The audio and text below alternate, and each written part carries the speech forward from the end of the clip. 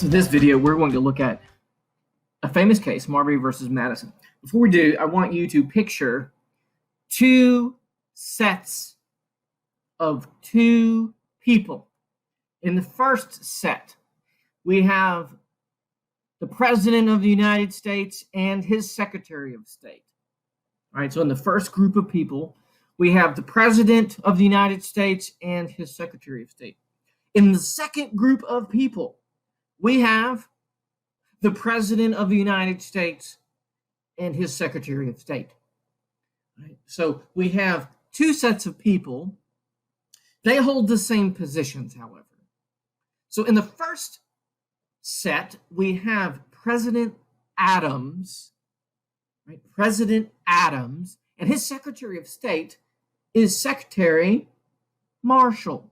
We've got Adams and Marshall. Adams and Marshall, right? They're going to be ending their terms, and upon ending their terms, there are going to be two new people occupying these positions. And so after President Adams, we have President Jefferson.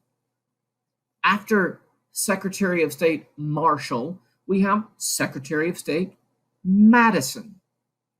Right? So the transition, as they look toward this transition, Adams and Marshall engage in some last-minute appointments. So President Adams starts appointing a whole bunch of justices of the peace, judges and things, sort of on the eve of the transition. Well, mindful, you can nominate certain people for judgeships, right, to the judiciary, to the bench, but the Senate has to give advice and consent. Well, in this case, the Senate did. They approved. And so then, essentially, by President Adams's signature, sort of appointed these men to these positions.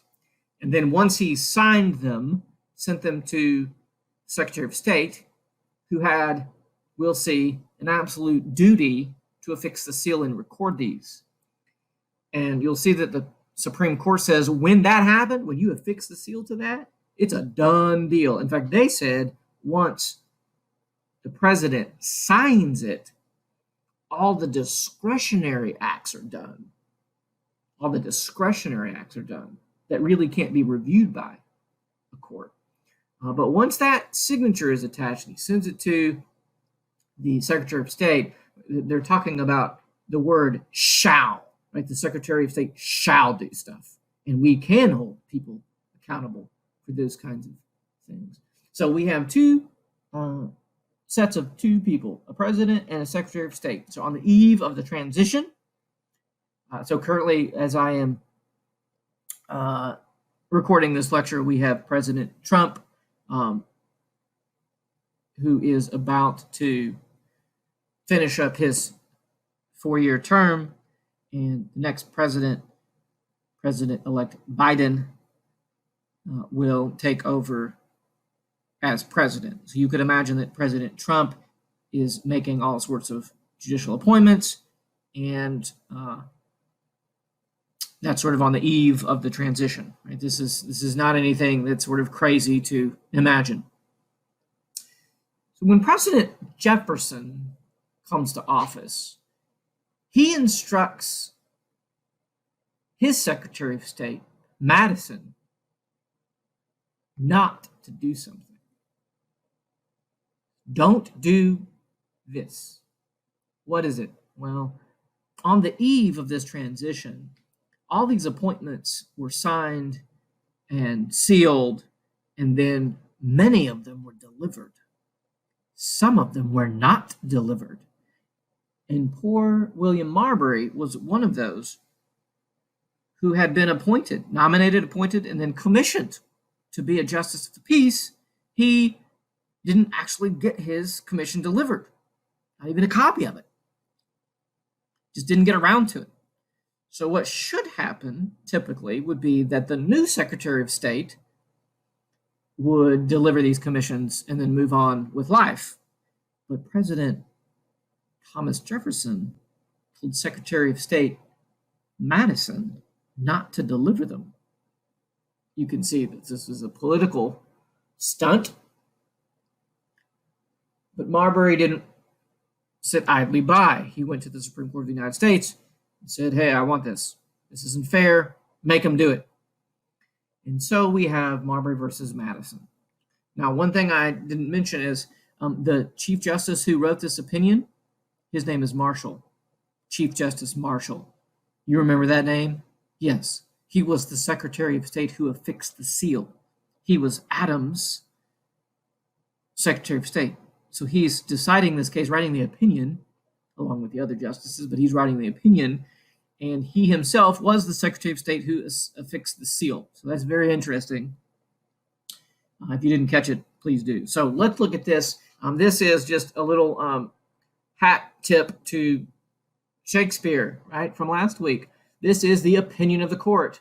And you'll see what I wanted to point out is not only do we not necessarily use the language that you're reading, but we don't even use the same letters. So at the last term on the affidavits, then read and filed with the clerk, a rule was granted in this cafe requiring the Secretary of State to view the,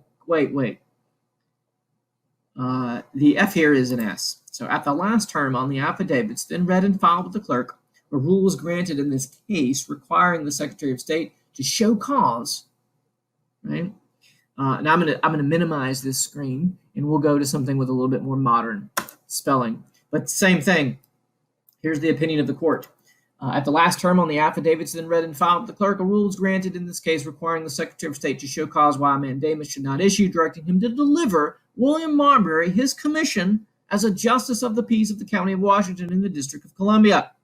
No cause has been shown, and the present motion is for a mandamus. That's what he's asking for. So a mandamus is an equitable remedy, and it basically says you're going to be held in contempt of court unless you do this thing, for instance. So I've highlighted several stretches of text throughout here. We won't actually cover all of them in this video.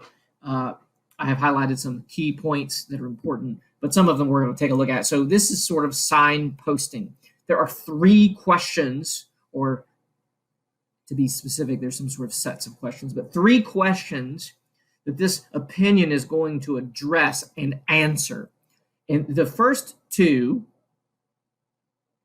are decided in favor of Marbury.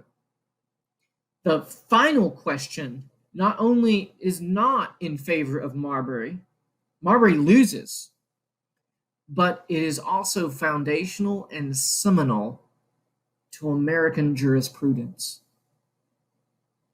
It's foundational and seminal to American jurisprudence. So in the first case, has the applicant a right to the commission? He demands. We'll see that the court said yes. Now, when you're reading it, I want you to understand why they believe this to be the case. How do they prove it up? Then secondly, if he has a right and that right has been violated, so if he has a right and that right has been violated, we have to look for a violation, do the laws of his country afford him a remedy? Yes. If they do afford him a remedy, is it a mandamus? And is it a mandamus issuing from this court? So you could read it this way. Is it a mandamus issuing from this court? And they say no. And how they get to that no is what you need to understand. Because the way they get to that answer no is by saying the Judiciary Act is unconstitutional. Oh, and by the way, we get to say what the law is and if it violates the Constitution, and if it does, it's void. It's called judicial review, people. This is huge. It's huge. So Marbury versus Madison. Madison is the Secretary of State. Marbury is asking the Supreme Court justice to issue a writ of mandamus to force Madison to deliver his commission so he can enjoy his commission and be a justice. They say, yep, absolutely, commission, done, finished. You have a right to it, it's vested. You have a right and it's been violated? Absolutely, been violated. Absolutely, it's been violated.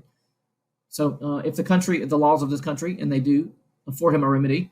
Is that remedy a mandamus issuing from this court? Well, no, actually we can't, they say. So as you're reading through this opinion, make sure that you notice the signpost and how the court answers them. So there's going to be some highlighted text here that we're not going to read through. I'm going to pause and point some things out, but be mindful that if you don't read this opinion from start to finish, I'm taking some things out of context, and you will need to sort of fill in the gaps to have a clear understanding of the arguments made by the court. But let's take a look, starting here.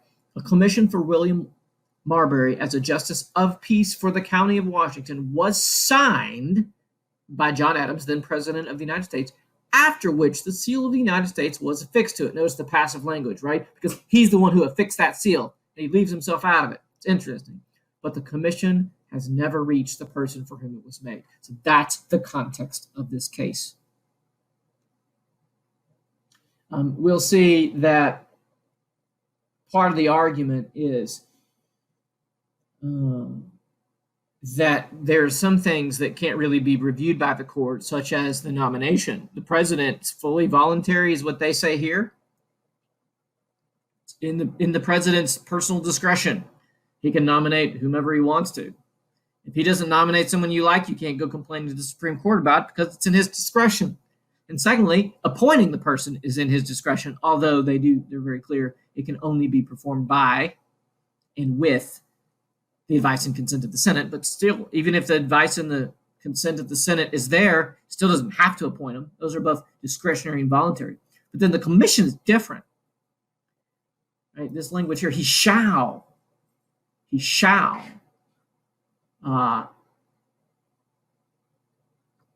acts of appointing to office and commissioning the person appointed can scarcely be considered as one and the same. You see that? So there's appointing, that's one act, that's all discretionary, but the commissioning is not. And that's where they get their answer to the first. Now, this is some additional commentary. The last act to be done by the president is the signature of the commission. He's then acted and it is decided. It's done. The time for deliberations has passed. He has decided. So it's conclusive evidence that the appointment was made. The commission being signed, the subsequent duty of the Secretary of State, this duty is prescribed by law. It's not guided by the will of the president. It's guided by the law. He is to affix the seal of the United States to the commission. All right, so this is sort of background to the good stuff, but it's important that you understand what's going on here. We'll skip a lot, and let's get to this answer.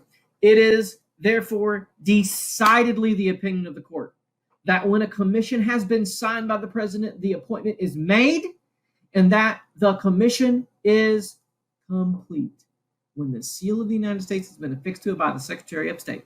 That's all that needs to happen. It is done. And why is that important? Well, because Marbury, he never actually got it delivered. But if he doesn't have an argument that the commission was complete, let's say delivery was required for it to be complete, well, then he has no case because it was never delivered. This court is saying, oh, no. It was complete. It was done. He has a right to it. It just wasn't delivered, and that's what you need to deliver this. It's a very important language in this case. So, to withhold his commission, therefore, is an act deemed by the court not warranted by law, but violative of a vested legal right. So that's the answer to number one, like signpost one. Yes, he has a right to it. It's a vested right. So if he has a right and that right has been violated, do the laws of his country afford him a remedy?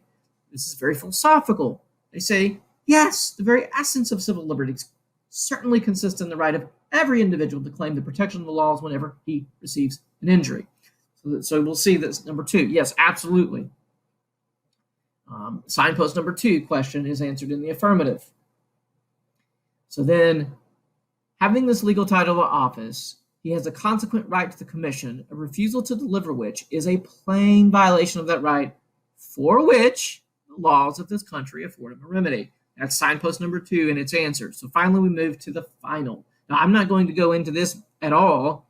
It's going to sort of sketch out signpost number three. Signpost number three has two sections or two questions. He is entitled to the remedy for which he applies. That's the question. And it depends on two things: the nature of the writ applied for, and then second, this is key, the power of this court. So here's the assignment. This is where you pick up and read. Make sure you understand. Now I'm going to go down all the way to the end of the case, skipping over some important language. And this is something you don't have to memorize it, but you should be very familiar with it. Thus, the particular phraseology of the Constitution of the United States confirms and strengthens the principle, supposed to be essential to all written constitutions, that a law repugnant to the Constitution is void, and that courts, as well as other departments, are bound by that instrument. So between the third signpost and the two things, the nature of the writ and the power of the court, to here is very important language that you need to read and make sure you understand. Hopefully this overview has given you some things to think about and perhaps some framework for understanding what's going on in the case. This case stands for judicial review. That is, the court, Supreme Court, has the authority to say what the law is and then to decide whether or not any law or act of the executive violates the Constitution. It is this, I said it was earlier, this foundational and seminal. It's foundational insofar as it creates the framework, this judicial review framework, for almost everything that the Supreme Court does. The Supreme Court is constantly deciding questions of constitutionality. It is seminal because it is the seed that grows into a very strong tree. This judicial review we will see as the beginning, the seedling of a very robust and powerful Supreme Court. Arguably, you may take this position, you may not, arguably a much more powerful judiciary than the drafters of the Constitution maybe originally thought. You can disagree with that. I'm not even saying I agree with it, but certainly something to think about. So both foundational and seminal.